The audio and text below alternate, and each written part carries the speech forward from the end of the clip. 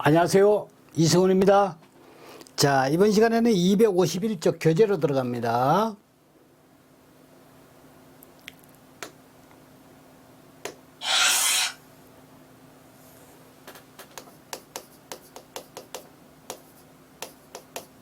교재의 251쪽입니다. 이 책은 김은사에서 출간된 거예요.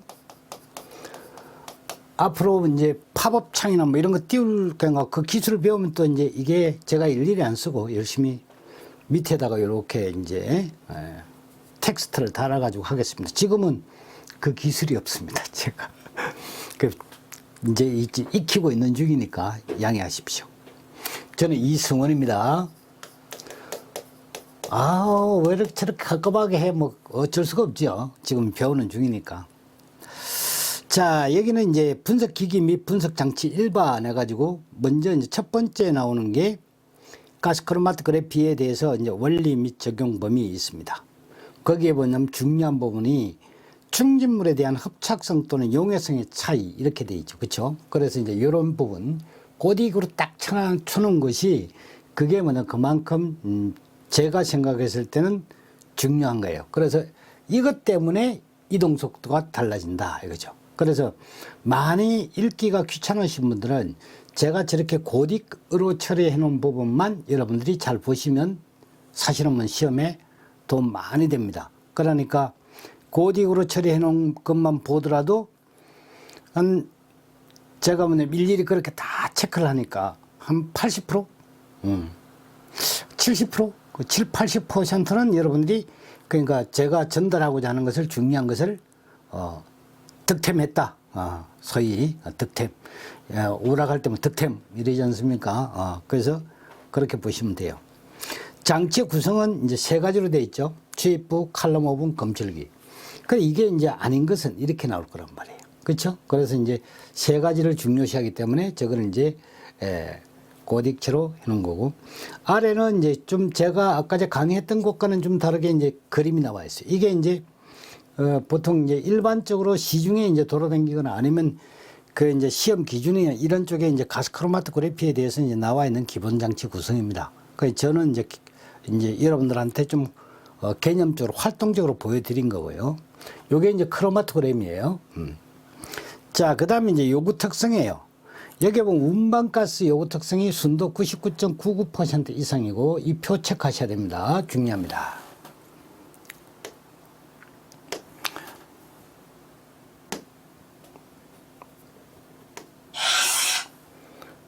꼭 알아둬야 되는 부분입니다. 이 체크를 꼭 하셔야 돼요. 이거 체크 꼭 하셔야 됩니다. 그래서 여기에 이제 운반기체를 뭘 쓴다는 거, 그 다음에 이제 가장 우수한 감도를 갖는 것이 뭐냐면 먼지, 그래서 질소입니다, 저게. 그래서 이 저표는 꼭 읽어보시라, 이런 거고. 그 다음에 이제 시료 주입부 부분이에요. 시료 주입부.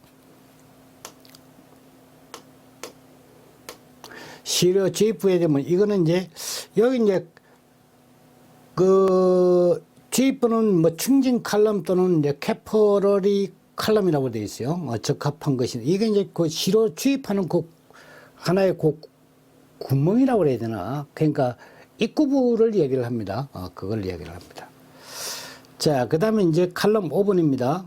여기는 보시면 시료 성분의 분배와 분리 기능을 갖습니다. 요거 분배와 분리 기능을 갖는다. 그래서 이게 뭐냐면 크면 어떻게 됩니까? 분배 기능이 크다. 그러면 이거는 지연이 된다 그랬죠. 지체 현상이 나타나고 이게 경과 현상이 나타나고 이동 속도가 느려진다 그랬죠. 이동 속도가 늦어요. 그러니까 뭐냐면 크로마토그램이 그램 자체가 어떻게 됩니까? 늦게 나타나는 부분이에요. 늦게 나타납니다. 일찍 나타나는 것은 어떻게 됩니까? 작은 거예요. 작은 거. 분배 개수가 작고, 분배가 뭐냐면 잘 안 되는 것. 이런 것들은 작다는 것이고, 지체 현상이 나타나지 않고, 이동 속도가 빠르게 나오고, 크로마토그램에서 어떻게 됩니까? 맨 먼저 나오는 것들이 됩니다. 그 다음에 이제 여기에, 그 온도 정밀도가 나와 있고, 전압 변동, 이런 것이 10%, 온도에 뭐냐면 대해서는 0.5 플러스 마이너스 5도 C 정도 변화 이내에는 그게 이제 허용치입니다. 그렇게 나와 있습니다. 자, 다음에 이제 교재를 넘겨보시면 검출기 부분이에요. 검출기 부분인데 검출기는 아주 중요합니다. 이 검출기는 그래서 여기 체크하십시오. 이거 체크를 하십시오. 네. 체크를 하시고 검출기는 여기에 뭐냐면 400도까지 이제 작동이 가능해야 돼요. 그러니까 이 온도 나옵니다. 시험 꼭 알아두셔야 됩니다. 그러니까 검출기가 400도까지 요거 빨간 펜으로 체크해 두시고 검출기 종류는 불꽃 이온화 검출기, 그 다음에 이제 전자포획형 검출기, 불꽃 광전자 검출기, 질소인 검출기, 열전도도 검출기, 광이온화 검출기 이 종류가 있습니다. 종류.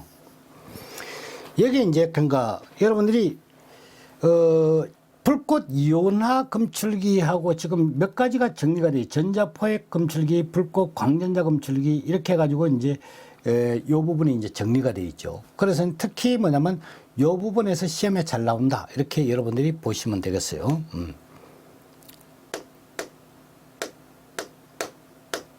자, 그래 이걸 어떻게 이제 아느냐 그러면 이 약자로 줘버린단 말이에요. FID, 그 다음에 ECD, FPD 저런 식으로 약자로 줘버려요. 네. 이거를 한번 이어보는 걸 한번 여러분들이 제 하는 걸 한번 보세요. 그러니까 이게 좋으면 따라 한번 해보세요. 자, 이걸 이제 이렇게 한번 해보겠습니다. E, P, 퍽, 탁. 이빨이 있는데 피가 나요. 이 피, 이에 피가 난다는 것이. 왜 나지? 그러니까 퍽탁 하고 맞았기 때문에 그렇다. 그렇죠? 여러분들 뭐 그러니까 맞아본 사람도 있을 거 아니에요. 그렇죠? 그러면 전체적으로 어떻게 돼? 여기 맞았으니까 여기 피날 정도로 맞았으니까 여기가 뭐냐면 아프죠. 그래서 여기다가 점, 부. 전체적으로 뭐가 되면 불나듯이 아파요. 그 다음 뭐냐면 여기 맞았으니까 색깔이 바뀌죠. 빨갛게. 그래서 광이 나요. 빨갛게. 탁은 뭐가 되냐면 열이 납니다. 그러니까 맞은 자리에 전부 뭐냐면 전부 빛이 나면서 열이 팍팍 나요. 그게 뭐냐면 이피 퍽탁 전부 광열한다. 여기에 붙이면 돼요. 하더라고. 그럼 이제 E 하니까 ECD예요. P 하니까 FID예요. 팍 하니까 FPD예요. 탁 하니까 TCD예요. 이거 그 써먹는 놈이 있으면 나한테 그 신고하라니까요. 그건 뭐 저작권에 그냥 갖다 걸어버릴 테니까.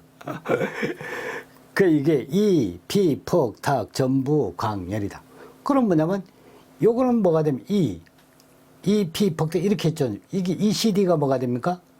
전자포획형, 전자포획형. 요게 전자포획형. 전자포획형 검출기입니다. 그 다음 FID는 뭐가 됩니까? FID는 불이라고 그랬으니까 부. 그 이게 뭐냐면 불꽃 이온화 검출기입니다.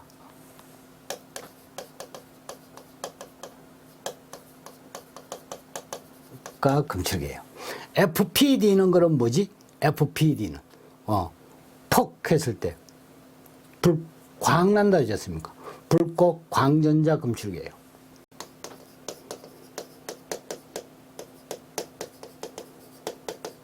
광전자 검출기. 그럼 TCD는 뭐지? TCD 열난다 그러지 않습니까? 그래서 열전도도 검출기예요. 검출기예요. 그럼 뭐냐면 적어도 여기 나오는 중요한 뭐가 됩니까? 검출기의 종류 4가지를 딱 알아두는 거예요. 아시겠죠? 이게 뭐냐면 아주 중요한 거예요. 그래서 이거 먼저 돼야지 됩니다. 그 다음에 이제 주요 특징을 한번 보겠습니다. 불꽃 이온화 검출기는 유기용제를 분석할 때 가장 많이 이용하는 검출기다 그랬죠. 그래서 뭐냐 문제 나오면 다음 중 유기용제를 분석할 때 가장 많이 이용되는 검출기가 뭐냐 이렇게 묻습니다. 바로 뭐냐면 FID가 답이죠. 그렇게 해서 뭐냐면 체크. 그 다음 FID는 탄소, 그러니까 수에 비례해서 높은 감흥도를 보인다. 요게 뭐냐면 탄소 수에 비례한다는 거, 요 부분이에요. 다음 중 이것은 틀린 것을 골라라. 이렇게 나오기가 쉬워요. 반비례하여. 이렇게 나올 수가 있어요. 그래서 비례한다는 거예요. 탄소 수에 비례해서 감흥도가 높다는 거예요. 감흥도가 높다. 자, 그 다음에 이제 여기는 하나도 빠트림없이 여러분들이 중요하다고 생각하는 부분이에요. FID에 감항하지 않는 화학 성분이 아닌 것은 이렇게 나와요. 예. 요거 성분들 딱 체크해 놓고, 그 여기 이제 물하고 뭐가 됩니까? CO2, CON2 쭉 있죠. SiO4까지 있습니다. 이건 이제 여러분들한테 맡기겠습니다. 그 다음에 이제 FID는 불꽃을 사용하기 때문에 검출기 온도가 너무 낮은 경우는 응축돼서 부식이 될 가능성이 있습니다. 그런 거는 참고하시도록 하고, 그래서 온도가 요걸 방지하려고 그러면 80에서 100도 유지를 해야 된다. 전자포획형 검출기는 여기에 보시면 사이화탄소이죠. 할로겐, 과산화물, 키논, 니트로기 이런 것 등을 분석하는 데 주로 이용이 돼요. 그러니까 아민, 알코올류, 탄화수와 같은 물질은 여기에 감항하지 않는다 그랬어요. 감항하지 않는 거 알아두셔야 됩니다. 그 다음에 이제 염소를 함유한 농약 검출에 널리 사용되는 것이 ECD예요. 그 다음에 이제 불꽃 광전자 검출기 FPD를 보게 되면 황 또는 인을 함유한, 이것도 이제 농약 성분에 해당이 됩니다만 그런 것에 이제 화합물에 매우 높은 선택성을 가지고 있다. 하나 꼭 메모만 해두면 됩니다. 베타선 방출, 이 말이 나오게 되면 이거는 무조건 ECD예요. 예. 그 말만 나오면, 그러니까 이게 다 문장이 좀 길게 나올 거예요. 그러니까 구구절절 나와요. 근데 베타성이란 말이 나왔어. 그럼 무조건 이 검출기가 뭐냐? 그러면 이것은 전자포획형 검출기죠. 뭐가 되면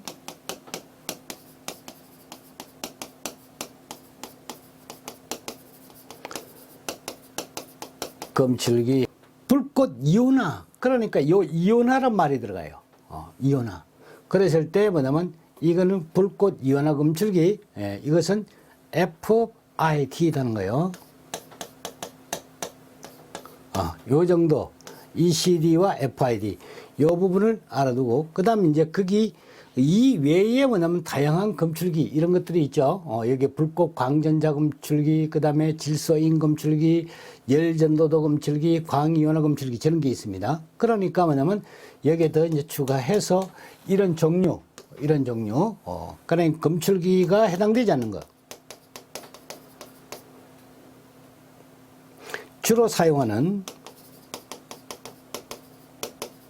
하는 검출기가 아닌 것은 이렇게 나올 거예요. 예.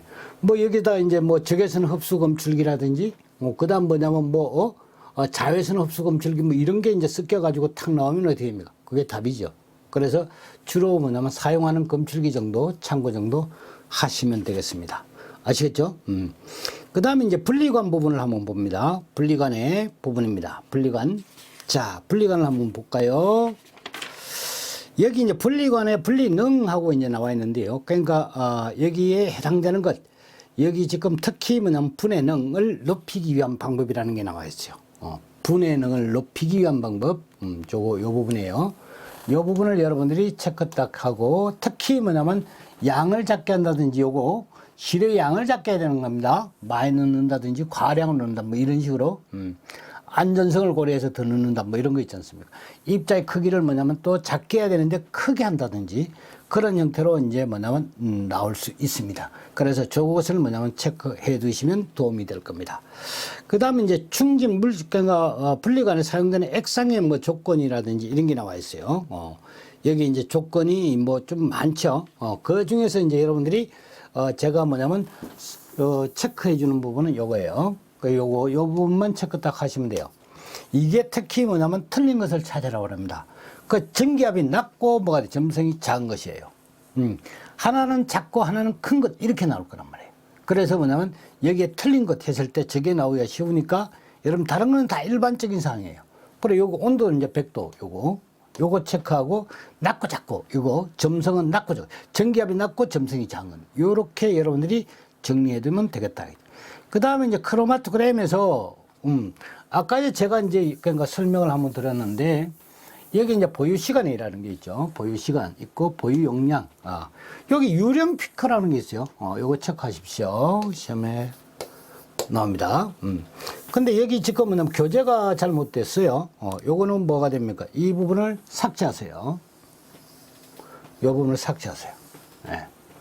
요거는 삭제하고, 그 다음에 이제 여기 시스템이나 칼럼이 오염된 경우, 그 다음에 요거 대신에 뭘 넣냐면, 그냥 운반가스가 오염된 경우를 넣으십시오.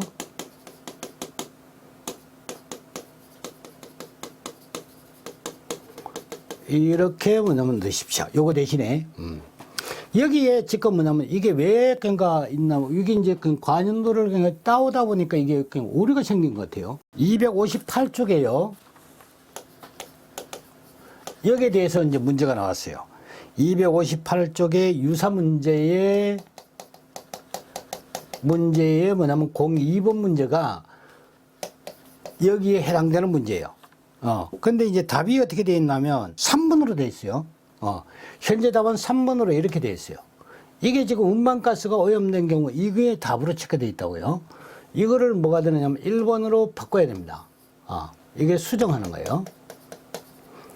아시겠죠? 그래서 물론 이제 강의 한번 이렇게 다 한 텀을 돌면 제가 이제 정오표를 전부 다 올리고 그 다음에 이제 이 교재에 대해서도 이제 재판 들어갈 때 이걸 수정을 하겠습니다만은 지금은 그럴 시간적 여유가 없지 않습니까? 그래서 강의를 통해서 이렇게 수정해 드릴 테니까 얼른 여러분들이 수정해 주시고 이 부분은 어떻게 됩니까? 이게 왜 말이 안 되느냐면요. 묵힘이 됐다라고 하지 않습니까? 칼럼이 충분하게 뭐냐면 묵힘이 되지 않아서 이렇게 돼 있죠. 그렇죠? 그래서 남아있던 성물들이 배출되었다 이렇게 했는데 이 묵힘이라는 용어가 틀린 거예요. 예. 이거는 뭐냐면 청소가 안 돼서 이런 말 돼요. 세척이 안 된다든지 그럼 뭐냐면 말 되죠. 칼럼이 뭐냐면 잘 세척이 안 된 거죠. 그러면 되는데 여기서 이제 묵힘이라고 했을 때는 뭐냐면 온도를 그러니까 예열한다든지 그런 부분을 이제 이야기를 할 수도 있습니다. 그런데 이제 묵힘이라는 것은 원래 저 용어를 쓸 때는 이거는 열화를 쓰는 거예요. 열화된 거예요. 근데 열화라는 것은 노화되었다는 거예요. 네, 이 자체가 그렇습니다. 그럼 뭐냐면 묵힘이 되었다는 것은 노화가 되었다는 얘기니까 뭐냐면 칼럼이 충분히 늙지 않아 가지고 이런 거예요. 그러니까 뭐냐 오랜 기간 사용하는 시간이 오랜 기간 경과된 거예요. 사용을 자주 해야지만 뭐가 됩니까? 열화가 되는 겁니다. 열화되면 어떻게 되죠? 오차가 일어나죠. 당연히 그렇죠. 그 다음 유령 피커라는 거는 이 선상에서 가스크로마토그램이 이제 그러니까 출력을 하지 않습니까? 출력을 할 때 뭐냐면 이런 식으로 마이너스나 플러스로 가고 이렇게 찌까찌까 하다가 여기에 뭐냐면 하나가 이렇게 나오고 그 다음에 이렇게 나오고 정상적으로 나와요. 그래 앞에 이렇게 뭐냐면 설치는 놈들이 있다고. 여기에. 그러니까 얘가 정상적으로 나오기 이전에 뭐냐면 이렇게 깔짝깔짝 해가지고 뭐냐면 나왔다가 사라지는 그게 유령 피크입니다. 그 다음 뭐냐면 이러한 자체, 지금 뭐냐면 시스템이나 칼럼이 오염된 경우는 이렇게 봉우리가 예쁘게 잘 나와야 돼요, 요게. 예? 그러니까 우리 삼각산 봉우리처럼 이렇게 뭐냐면 잘 나와야 됩니다, 요게. 봉우리가 예쁘게 나와야 돼요. 근데 뭐냐면 이게 저게 이제 유령 피커 같은 것이 이제 작용하게 되면 이게 뭐가 축 이렇게 꺼져요. 그러니까 피커가 뭐냐면 그 피크점에서 어떻게 분리가 된다는 거예요. 아니면 뭐 리액션, 여기가 하나 뭐 액션이 들어간다든지 깔끔하게 이렇게 형성되지 않고 이러한 지저분한 뭐냐면 피커를 그냥 가스크로마토그램을 얻는다는 겁니다. 그게 이제 뭐냐면 오차를 유발하고 이 부정확한 그러니까 정량 분석의 원인이 된다는 거예요. 그리고 이제 여기에 뭐냐면 이렇게 피커가 찡 나오다가 이래다가 그 다음에 휙 나왔다가 이게 막 찌그러졌다가 이러한 형태로 뭐냐면 나타나는 거예요. 그러니까 여기서 나타나던 게 이런 쪽에 작용해버리면 뭐가 됩니까? 봉우리도 뭐냐면 이렇게 파편화시키는 그런 작용을 하는 것이 유령 피크입니다. 그러면 이제 여러분들이 가스크로마토그램에서 이렇게 분리관이 있죠? 그 다음에 검출기 있죠? 그렇죠? 여기에 뭐가 돼? 시료주입부가 여기 있지 않습니까? 운반가스 1이 들어가죠. 그러니까 운반가스가 들어가서 시료가 들어가고 운반가스 들어간 다음에 기화해서 운반가스하고 믹싱돼 가지고 이 분리관을 통과한단 말이에요. 이렇게 통과하는데 뭐냐면 문제가 여기서 뭐냐면 이 부분에 그러니까 이 시료 주입하는 부분에 이 셀 같은 부분이 있어요. 그게 뭐냐면 누수가 된다든지 아니면 새는 거예요. 그 다음에 이제 깨끗이 청소를 안 했다든지. 그 다음 이 분리관 내의 칼럼 자체에서 뭐가 됩니까? 예전에 뭐냐면 잔류하고 있던 게 있어요. 예. 충분하게 이걸 뭐냐 깨끗이 세척을 안 해가지고 그러니까 여기에 뭐냐면 잔류하고 있던 것이 먼저 튀어나오는 겁니다. 이게. 예. 먼저 튀어나오는 그런 경우가 되니 검출기에서 이게 검출을 딱 하게 되면 먼저 뭐냐면 이러한 식으로 이게 뭐냐면 불안정하게 튀어나오죠. 이게 이제 유령 피커예요. 그렇죠? 그 다음 이제 이것이 뭐냐면 이렇게 정상적으로 나올 때 작용하면 이러한 형태의 이제 모양이 아주 뭐냐면 파편화된 이런 그러니까 좋지 못한 피크를 얻게 된다. 이런 거예요. 이해가죠? 그러니까 원래 잔류하고 있거나 청소를 드렸거나, 그 다음 여기 시료 주입구에 오염됐거나, 오염됐거나, 아니면 뭐냐면 여기에 누설이 되거나, 이런 거예요. 주입구 쪽에서. 그 다음 여기에 이제 캐리어가스가 들어가는 거니까, 이 운반가스, 캐리어가스 자체가 되면 운반가스가 오염된 거예요. 가스가 뭐냐면 이게 순도가 99.99%라 했죠. 그게 뭐냐면 다른 불순물을 섞였거나, 이러한 형태일 때 뭐냐면 여기에 유령 피커 같은 것이 자주 나타난다. 이런 얘기예요. 그래서 지금 뭐냐면 제가 이야기하는 그 부분을 수정을 해야지만 되는 거예요. 운반가스가 오염되는 것도 유령 피커 발생 원인이 된다. 이거죠. 그럼 이제 묵혔다 이 말은 뭐냐면 이게 노화된 걸 여기를 끼우지 않으면 이 유령 피커 나온다. 말이 됩니까? 늙은 사람이 그러니까 잘해요? 아니면 젊은 사람이 잘해요? 젊은 사람이 잘하죠. 새 것으로 뭐가 됩니까? 이게 열화가 됐기 때문에 유령 피커가 나온다 이 말이에요. 그럼 뭐가 돼요? 새 것으로 교체를 해야 되겠죠. 그래야 유령 피커를 막죠. 이게 뭐냐면 갈아야 된다는 거죠. 그렇죠? 그래서 이제 이거를 여러분들이 요 단원에서 이제 정리를 하고 넘어가도록 하십시오. 자, 그래서 이제 요 부분은 어느 정도까지 이제 감을 잡았어요. 그래서 여기 지금 뭐냐면 다음번 단원이 원자광 강도계입니다. 그렇죠? 원자광 강도계. 자, 다음번 그러니까 원자광 강도계입니다. 이건 이제 원자흡수 분광 강도계 이렇게도 이야기를 합니다. 그래서 제가 이제 여기에 나와 있는 대로 노동부 고시 3절에 2라고 그랬지 않습니까? 그 노동부 고시에 나와 있는 대로 이 명칭을 달았어요. 제가 알고 있는 명칭하고는 이제 약간 이제 좀 다릅니다만은 그래도 뭐냐면 여기 이제 고시대로 해야 되는 거니까 그래서 요대로 이해를 하고 이대로 뭐냐면 해석을 해서 개념을 제가 정립하는 그런 쪽으로 제가 강의를 진행하겠습니다. 다음 시간에는 원자 흑광 강도계 쪽으로 강의가 진행됩니다. 감사합니다.